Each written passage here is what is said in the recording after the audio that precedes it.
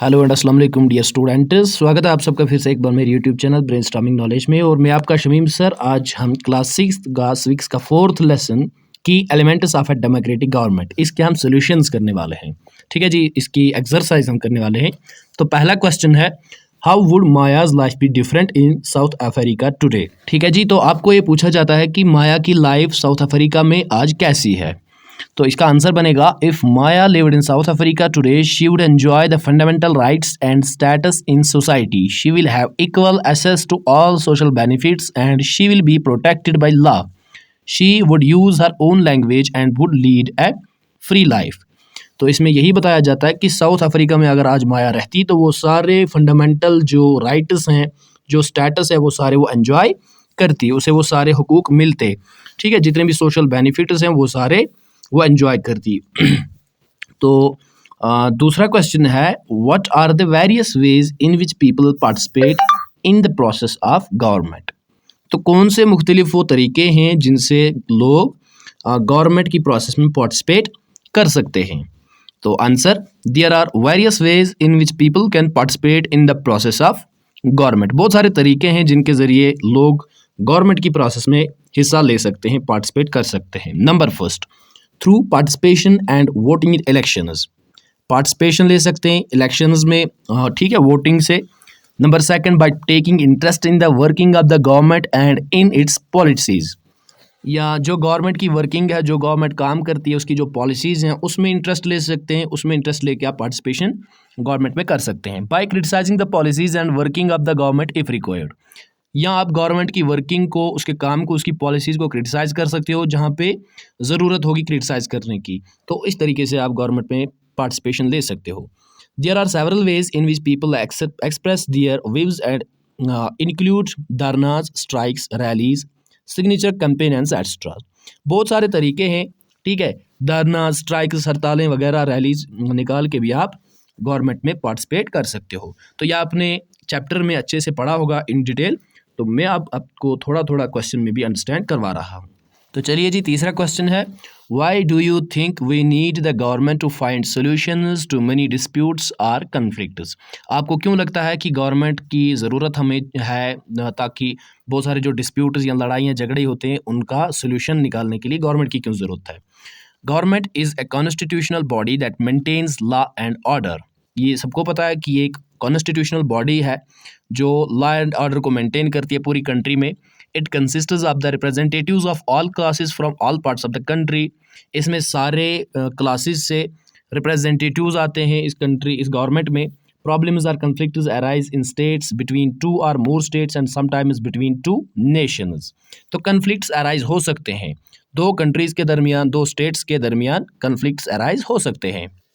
The government represents the country and also the head of the constitutional system, so it can resolve conflicts in the interests of the people at large. A system without government may face crisis and lawlessness, hence government is necessary.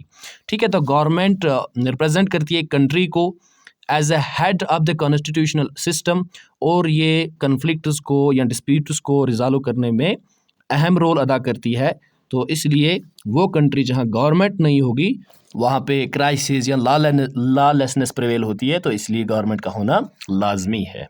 तो चलिए चलते हैं अगले question की तरफ। Question number 4, what actions does the government take to ensure that all people are treated equally.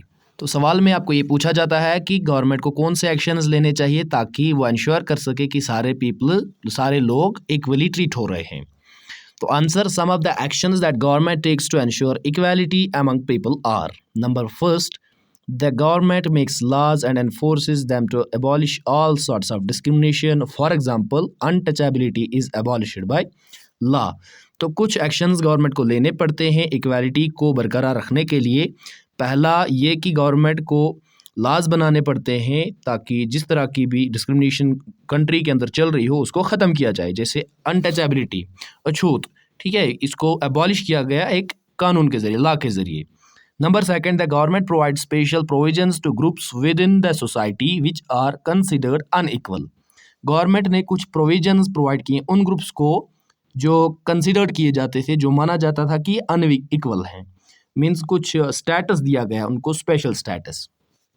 Number third, all citizens are equally entitled to fundamental rights. सारे citizens को fundamental rights enjoy करने का हक है।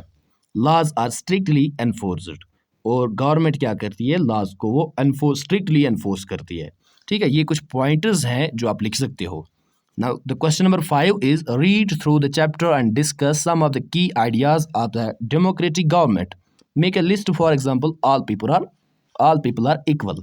और पांचवें क्वेश्चन में पूछा जाता है कि आप चैप्टर अच्छे से पढ़ लें और फिर डिस्कस करें कुछ की पॉइंट्स, जो इंपॉर्टेंट पॉइंट्स आपने डेमोक्रेटिक गवर्नमेंट के बारे में पढ़े, वो आप उनकी एक लिस्ट आप बना लें। जैसे कि ऑल पीपल्स आर इक्वल, ये भी एक डेमोक्रेटिक गवर्नमेंट की फीचर है।